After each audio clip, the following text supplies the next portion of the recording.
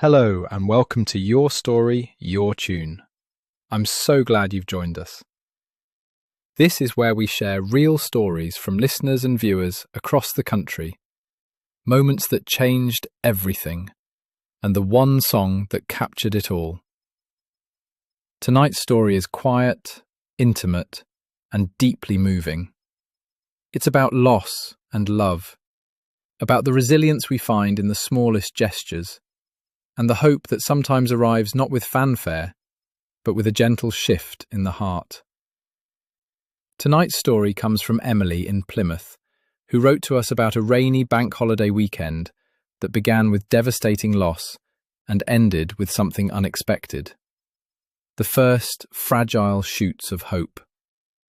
This is Emily's story. Emily had always loved the early mornings in their Plymouth terraced house. The way the light crept through the bedroom curtains, the distant cry of gulls from the barbican, the soft rhythm of Jamie breathing beside her after weeks at sea. She was 29, a florist with soil still under her fingernails most days, and for the past 3 months she'd been carrying a secret that had turned from wonder into quiet, careful joy.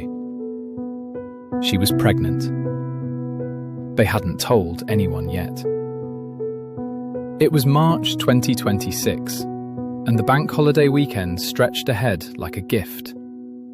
Jamie's first proper time home in nearly a fortnight, a chance to just be together. But that Saturday morning, Emily woke to pain. Sharp, insistent, and then the blood. She knew immediately. The bathroom floor was cold beneath her knees. The rain had started outside, that relentless Plymouth drizzle that settles in and stays. She sat there for a long time, trying to understand what her body was telling her. The baby she'd been imagining, planning for, whispering to in the quiet moments at the flower shop, was leaving. A miscarriage.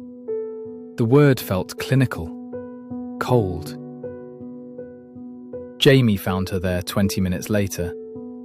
He didn't ask questions. He just knelt beside her, wrapped his arms around her shoulders, and held her while she cried. His jumper smelled of salt and engine oil and home.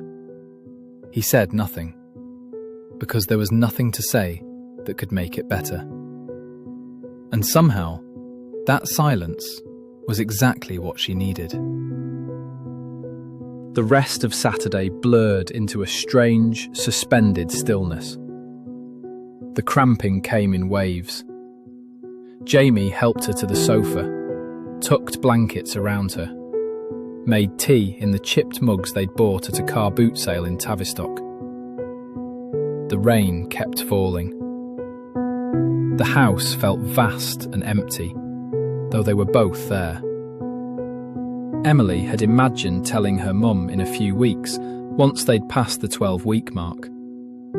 She'd pictured Jamie painting the spare room pale yellow. Now those futures felt like photographs left out in the sun, fading before they'd ever truly existed. On Sunday, the rain eased to a fine mist. Jamie suggested a walk. Nothing strenuous, just down to the Hoe along the harbour wall. Emily hadn't wanted to go, hadn't wanted to move. But something in his gentle insistence made her pull on her coat. The sea air was sharp and clean. They walked slowly, her hand in his, past the fish market and the trawlers bobbing at their moorings. Other couples strolled past, families with pushchairs, oblivious to the grief she carried. But the wind and the salt spray and the solid presence of Jamie beside her began to shift something. Not healing, it was far too soon for that, but a loosening, a space to breathe. That evening, back home, Wrapped together in the same blanket on the sofa, Emily reached for her phone and opened her music app. She needed something to fill the silence. But not just anything. Something that understood both the sorrow and the strange, tentative hope that had begun to stir in her chest. She scrolled through her playlists. The ones she played at the shop, the ones from university, the ones from road trips with Jamie. And then she found it. A song she'd loved for years, but hadn't listened to in ages. She pressed play, and the opening notes filled the room. Gentle, contemplative, building slowly. Jamie tightened his arm around her. The lyrics spoke of holding on, of finding light in darkness, of being there for someone even when the world feels impossible. It wasn't a song about miscarriage. It wasn't written for this moment, but it held space for everything Emily was feeling. The grief, yes, but also the gratitude for Jamie's quiet strength, the recognition that they would carry this loss together, and the fragile, precious understanding that they could try again. Not now, not for a while, but someday. The song played on, and Emily felt tears on her cheeks, but they were different now. Not the raw, wrenching sobs of Saturday morning, but something softer, an acknowledgement of what had been lost and what remained. By the time the final notes faded, the rain had stopped outside. The streets glistened under the street lamps. Jamie kissed the top of her head. Emily closed her eyes and let herself imagine, carefully, tentatively, a future where this weekend was part of their story, but not the end of it. Where hope could coexist with heartbreak, where they would be okay. The song had given her permission to believe that. And in that moment, sitting in their small Plymouth terraced house with the man she loved, Emily held on to that permission with both hands. Sometimes the deepest strength comes not from grand gestures, but from simply being present. For ourselves, for each other, for the quiet possibility that tomorrow might be gentler. And the song that means everything to Emily? It's Don't Give Up by Peter Gabriel and Kate Bush.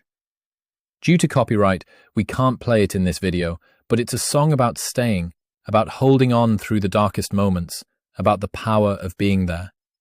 I will leave a card and a link in the description for you to enjoy Emily's song. If you have a story you'd like to share, we'd love to hear it. Until next time, this has been Your Story, Your Tune.